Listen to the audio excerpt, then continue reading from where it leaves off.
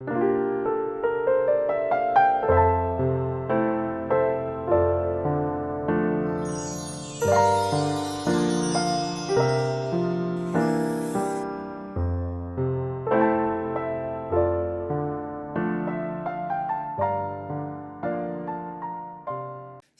24장 15절에서 25절까지 말씀을 교독합니다. 이에 여호와께서 그 아침부터 정하신 때까지 전염병을 이스라엘에게 내리시니 단에서부터 브엘세바까지 백성의 죽은 자가 7만 명이라. 천사가 예루살렘을 향하여 그의 손을 들어 멸하려 하더니 여호와께서 이 재앙 내리심을 뉘우치사 백성을 멸하는 천사에게 이르시되 족하다 이제는 내 손을 거두라 하시니 여호와의 사자가 여부스 사람 아나우나의 타락마당 곁에 있는지라.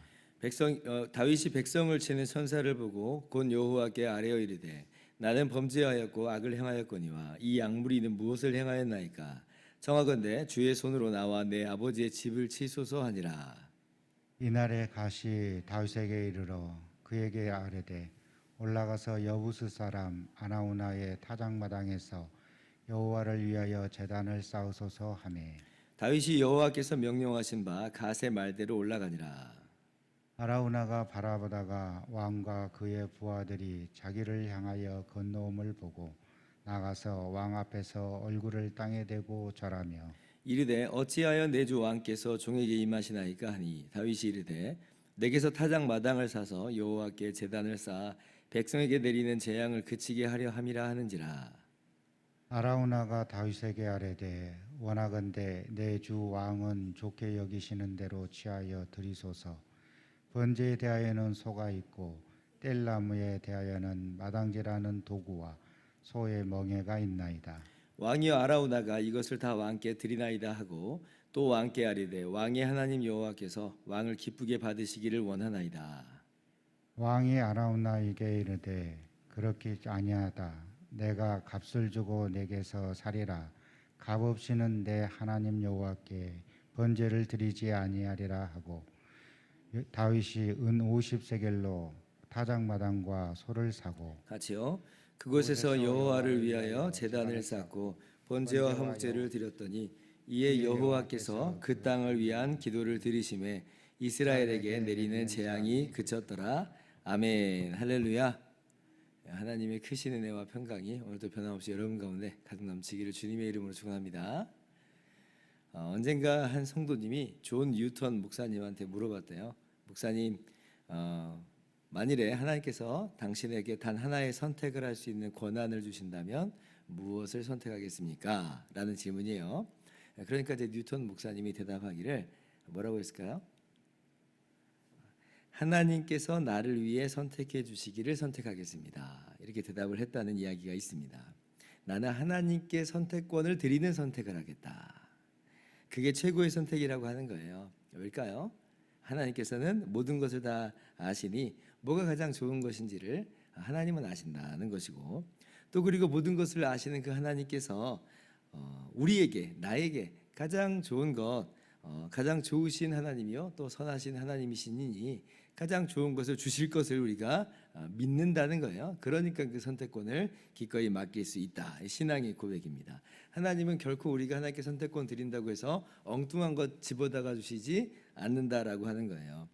오늘 다윗도 선택의 기록에 섰습니다. 근데 좀 다른 것 중에 하나는 뭐냐면 다윗은 지금 안 좋은 일에 대해서 하나님의 징계 중에서 하나를 선택해야 되는 것이었어요. 다윗이 범죄했는데요, 세 가지 중에 하나를 택하라 하나님께서 말씀하시죠. 첫째는 7년 기근이 있을 거냐, 둘째는 네가 석 달 동안 원수에게 쫓겨다닐 거냐, 셋째 3일 동안 전염병이 이 백성 가운데 있는 것. 자, 어떤 걸 선택하겠느냐, 이 셋 중에 하나 택하라는 거예요. 여러분 같으면 어떤 걸 택하시겠어요? 자, 어려운 그런 그 선택의 문제입니다. 다윗은 어떤 걸 택하냐면 하나님을 택합니다. 14절 한번 보세요. 자, 여호와께서는 긍휼이 크시니 우리가 여호와의 손에 빠지고 내가 사람의 손에 빠지지 아니하기를 원하노라. 그러니까 명시적으로 내가 지금 이걸 선택하겠습니다, 그런 말은 지금 없어요. 그냥 다윗은 하나님을 선택했다라고만 하는 거예요. 그러니까 하나님께 선택권을 드리겠습니다 라고 하는 그런 의미면서도 묵시적으로는 아마 세 번째 선택을 이렇게 에둘러서 표현한 것이 아닌가 이렇게 생각을 해볼 수도 있습니다. 어쨌거나 전염병으로 하나님이 직접 치시는 이제 그런 것을 선택한다라고 볼 수 있는 거예요. 하나님의 처분에 그래서 맡기겠다라고 하는 겁니다. 그래서 이제 전염병이 시작이 됩니다. 순식간에 7만 명이 죽어요. 아마 이제 15절 보니까 정하신 때까지 이제라고 하는 거 보니까 3일 동안 전염병이 있다고 했으니까 아마 3일이 아니겠는가 우리가 이렇게 생각을 해볼 수 있습니다. 자, 3일에 7만 명이 죽어나갔다. 이거 어마어마한 재앙이에요.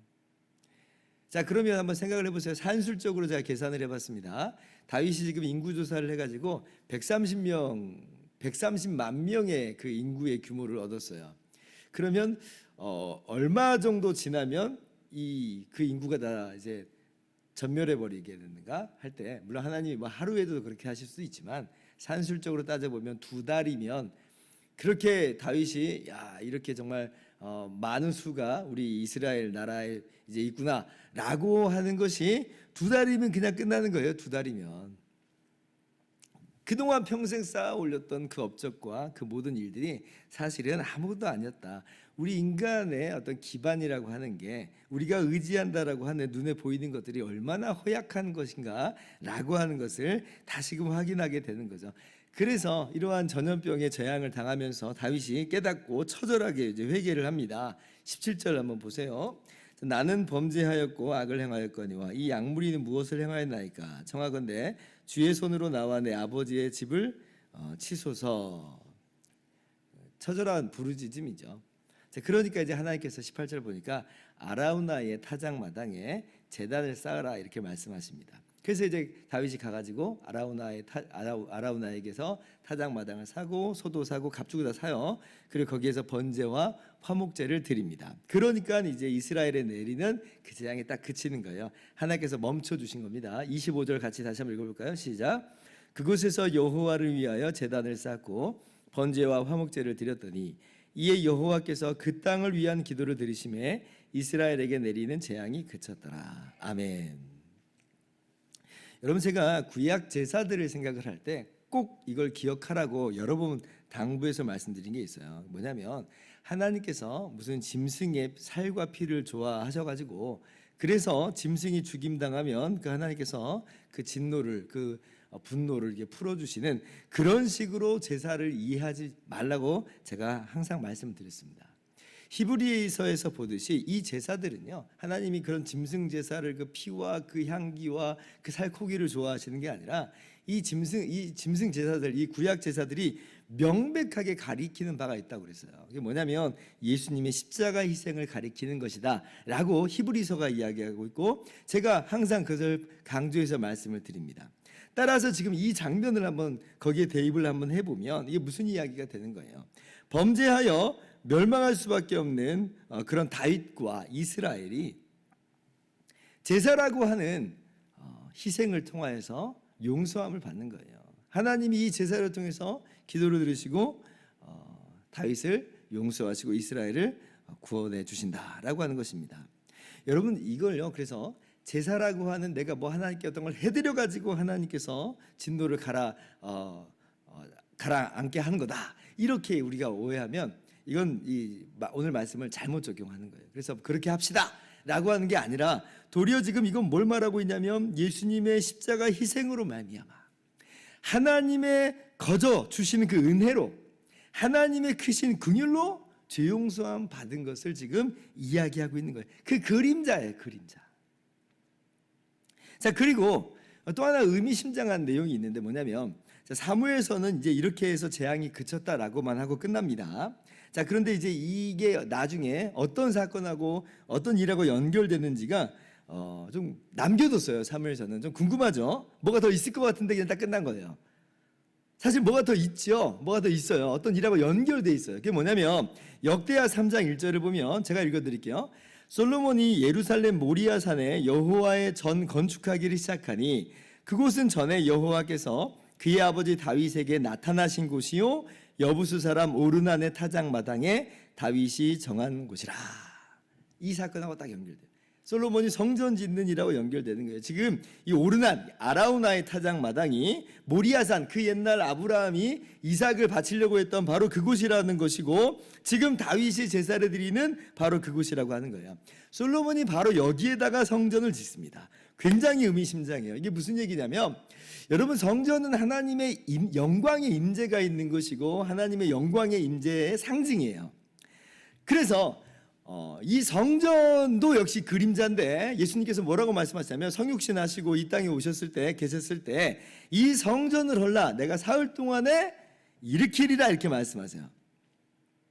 그러니까 예수님 당신이 진정한 성전이다. 그러니까 눈에 보이는 이 건물 성전은 바로 그러한 성전에 대한 모형이다라고 하는 것을 분명하게 말씀하신 거예요. 자, 보세요. 그래요. 같은 이야기인 거죠. 이 땅의 재앙을 그치게 한 것이 뭐냐? 제사라고 그랬어요. 그러면 그 제사가 지금 진행되는 곳, 제사가 거행되는 곳, 하나님이 임재하시는 곳, 바로 이것이 성전인 것인데, 이 모든 게 다 뭘 지금 일치하게 보여주고 있는 거냐면 예수 그리스도를 보여주고 있는 거예요.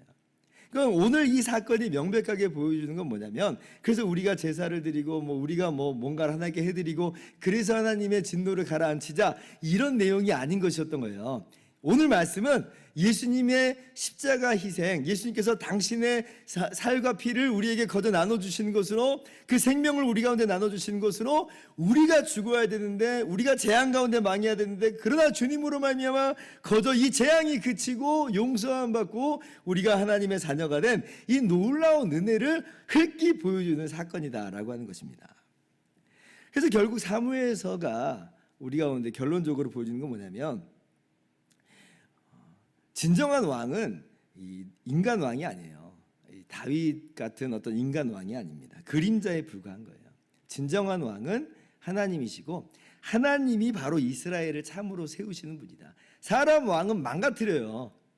그것밖에 안 돼요. 사울도 그렇고 다윗도 그렇고. 그러나 진정한 왕이신 하나님께서 이스라엘을 다스리시고, 그리고 이스라엘을 세우신다. 하나님의 긍휼이 세우세요. 그래서 하나님께서 어디까지 하나님의 긍휼을 베푸시는가라고 할 때에, 그 인간 이 다윗의 자손으로서, 다윗의 씨로서 예수님을 이 땅 가운데 보내주심으로, 그 예수님께서 참되게 기름 부음 받으신 왕으로 이 땅에서 오셔서 우리를 위해서 대신 그 생명을 희생하시는 것으로, 그렇게 해서 하나님은 하나님의 나라를 세우십니다. 그러니까 다윗의 이런 훌륭한 모습들은 그 예수님에 대한 모형이에요. 그러나 다윗이 그 자체로 완전하지 않다는 것은, 다윗의 흠이, 다윗은 완전하지 않다는 걸 보여줘요. 그림자라고 하는 거예요. 뭘 보여주느냐? 다윗의 씨로 오시는 하나님의 아들 예수 그리스도, 그분의 통치, 그분의 다스리심이야말로 우리를 보존하는 것이고 우리를 세워나가시는 것이다 라고 하는 것을 사실은 이 사무엘서가 우리 가운데 보여주고 있습니다. 그래서 오늘 말씀을 통해서 우리는 똑똑하게 누구를 보아야 되냐면, 하나님의 크신 긍휼, 이 땅에 우리를 위해서 오신 예수 그리스도를 보아야 돼요.